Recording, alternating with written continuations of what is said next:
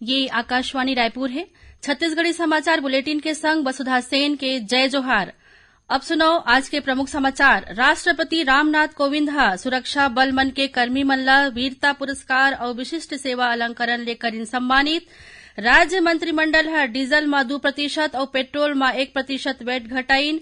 प्रदेश के सब्बो शासकीय और निजी स्कूल मन में कोविड प्रोटोकॉल के पालन करत 100% उपस्थिति। राज्य कैबिनेट के फैसला। और अगले 24 घंटा के दौरान दक्षिण छत्तीसगढ़ में 1-2 स्थान मन में हल्का वर्षा और गरज चमक के संग छींटा पड़े की संभावना।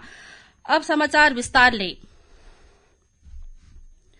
राज्य मंत्रिमंडल डीजल में 2% और पेट्रोल में वेट ऊपर 1% के कमी करे के निर्णय ले है। एखर ले राज्य सरकार ला करीबन 1000 करोड़ रुपया के राजस्व हानि होही। मुख्यमंत्री भूपेश बघेल के अध्यक्षता में आज रायपुर में होए राज्य कैबिनेट बैठका में यह निर्णय ले गिस।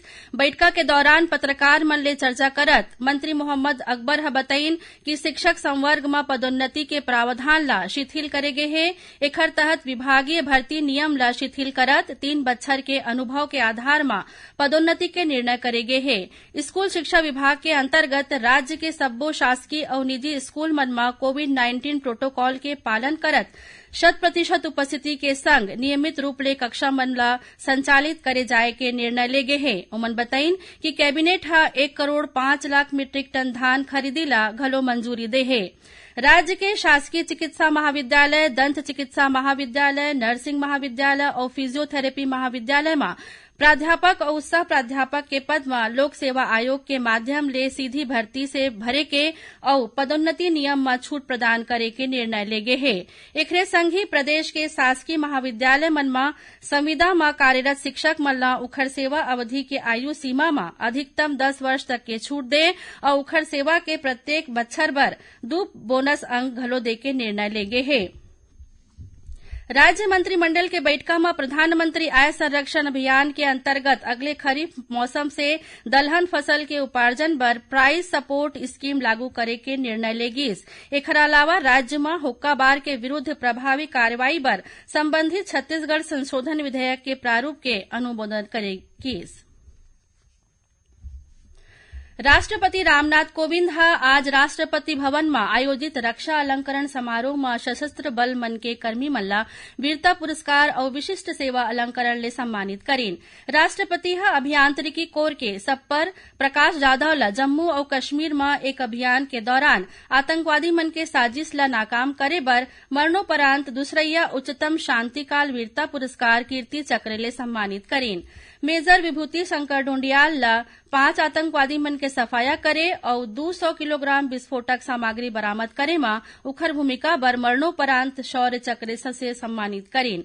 पाकिस्तानी लड़ाकू विमान ला मार गिराए बर ग्रुप कैप्टन अभिनंदन वर्धमान ला वीर चक्र से सम्मानित करीन।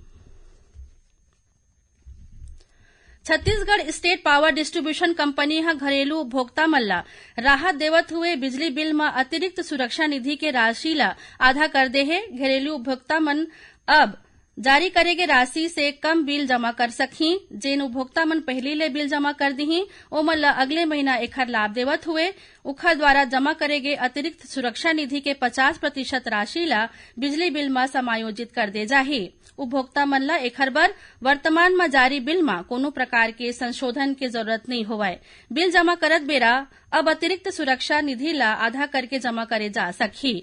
उपभोक्ता मन ला बिल सुधरवाए बर बिजली दफ्तर घलो नहीं जाए लगे। ये सुविधा पावर कंपनी के सब्बो manual billing counter, ATP centre और ऑनलाइन पेमेंट मोड में उपलब्ध रही।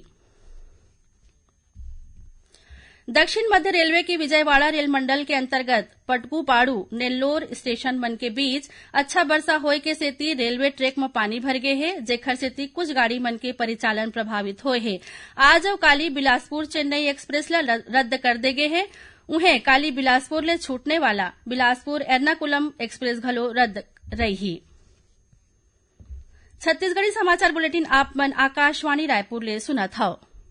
छत्तीसगढ़ के खबर ले है आपके वास्ता और खबर के विश्वसनीयता ले है हमार वास्ता। आकाशवाणी समाचार रायपुर के प्रादेशिक समाचार बुलेटिन के संगे संग हमार समसामयिक कार्यक्रम आप रेडियो के संग अपन मोबाइल में घलो सुन सकत हव। आकाशवाणी समाचार फेसबुक, ट्विटर और यूट्यूब में घलो हावय। हमार फेसबुक पेज हरे Chhattisgarh news on AIR, Twitter handle CGAIR news और हमार यूट्यूब चैनल हरे छत्तीसगढ़ AIR न्यूज। तो अब रेडियो के संगे संग आपके मोबाइल के माध्यम ले हम आप तक पहुंचत हन। छत्तीसगढ़ के हर खबर पर सुनत रहो आकाशवाणी समाचार। अब आगू बढ़वो बातें समाचार कोती। आजादी के अमृत महोत्सव में आकाशवाणी समाचार हा स्वाधीनता संग्राम और ओखर गौरव वाले इतिहास ऊपर विशेष अमृत महोत्सव प्रश्नोत्तरी कार्यक्रम चलावत है। सुनैया मन ला बता दन कि ये प्रश्न हा राष्ट्रीय स्तर में राखे गए है। प्रश्नोत्तरी के तहत पूछे जाही एखर जवाब प्रादेशिक बुलेटिन के प्रश्नोत्तरी पर राखे गए ईमेल या मोबाइल नंबर के बजाय आज के प्रश्न के बाद बताए गए व्हाट्सएप नंबर या ईमेल में भेजना होही। आज के प्रश्न है वो जहाज के नाम बताओ जेखर कर्मचारी मन के हड़ताल मजाए के कारण रॉयल इंडियन नेवी के विद्रोह शुरू होइस। ये प्रश्न के उत्तर व्हाट्सएप नंबर 8826546262 या ईमेल अमृत महोत्सव quiz@prasarbharati.gov.in में भेज सकथे। भाग्यशाली प्रतिभागी ला विजेता के रूप में चुने जाही और काली के समाचार प्रभात में विजेता के नाम के घोषणा करे जाही। विजेता ला ई प्रमाण पत्र और सांकेतिक पुरस्कार दे जाही। राज्य शासन के सर्वोच्च प्राथमिकता वाले योजना मन के मॉनिटरिंग बर सीजी कैंप पोर्टल शुरू करे गए हैं। मुख्यमंत्री भूपेश बघेल आज रायपुर में ये पोर्टल के उद्घाटन करीन। एखर माध्यम ले राज्य सरकार के प्राथमिकता वाले योजना मन के प्रगति के तुलनात्मक आकलन करे जा सकत है। साथ ही आम जनता की शिकायत मन के निराकरण बर जन शिकायत पोर्टल तैयार करे गए हैं। जन शिकायत पोर्टल में कोई भी व्यक्ति अपन शिकायत ऑनलाइन दर्ज करा सकत है। सरगुजा संभाग के शिवबहरा गांव में करीबन 60 ठिन हाथी मन के बेहोश होए के बाद वन विभाग के अमला ह सतर्क हो गए है। काली 30 ठिन हाथी मन के दल मध्य प्रदेश उत्तर प्रदेश के सीमा ले लगे इलाका में देखे गे रहिस। ये हाथी मन ह बीते रतिया कुछ गांव वाले मन के घर में तोड़फोड़ करे रहिन। आशंका जताए जात है ए दौरान हाथी मन ह कीटनाशक दवा खाले होही। जिला कलेक्टर गौरव सिंह बताइन कि मामला के सूचना मिलते ही मुख्य वन मंडल अधिकारी और वन विभाग के अमला ला मौका में भेज दे गए है। भिलाई के हथखोज वार्ड के पार्षद सूरज बंछोर के हत्या के मामला के पुलिस खुलासा करे है। ये मामला में 5 जिन आरोपी ला गिरफ्तार करे गए है।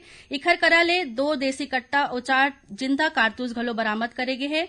वरिष्ठ पुलिस अधीक्षक बद्रीनारायण मीणा और अतिरिक्त पुलिस अधीक्षक शहर संजय ध्रुव आज एक पत्रकार वार्ता में बताइन कि पुराना रंजिश के कारण 15 नवंबर की रात पार्षद सूरज बंछोर के हत्या कर दे रही। अब मौसम के हाल। अगले 24 घंटा के दौरान दक्षिण छत्तीसगढ़ में 1-2 स्थान मन में हल्का वर्षा और गरज चमक के संग छींटा पड़े के संभावना है। मौसम विभाग के अनुसार बंगाल के खाड़ी से काफी मात्रा में नमी आवत है। एखर असर पाछू रतिया रायपुर सहित प्रदेश के अधिकांश जिला मन में मध्यम ले तेज वर्षा होइस। बेमौसम वर्षा ले कई जिला में धान के फसल ला नुकसान होए के घलो आशंका जताए जात है।